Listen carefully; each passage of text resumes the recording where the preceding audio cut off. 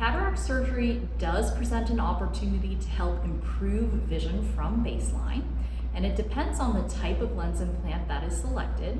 Our standard lens implants are monofocal lenses where there's one focal point. Typically, most patients do choose to preserve the distance vision, and in those cases, I would expect them to need some reading glasses. In other cases where people are naturally nearsighted, they choose to preserve their near vision without a set of glasses, and they continue to need the glasses at a distance for their best possible distance vision. There are other options to consider upgraded lenses, including toric lenses that help correct baseline astigmatism in the eye.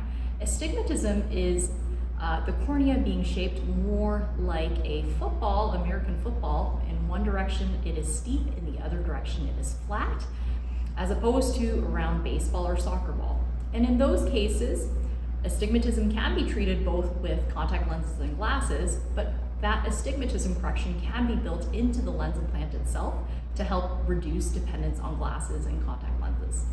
And then finally, there are multifocal and extended depth of focus lenses where that does try to give you a range of focus of lenses, so that might help you see at a distance and at an intermediate distance like at a computer screen, or it might help you to see at a distance and at a very near focal point to help read a book.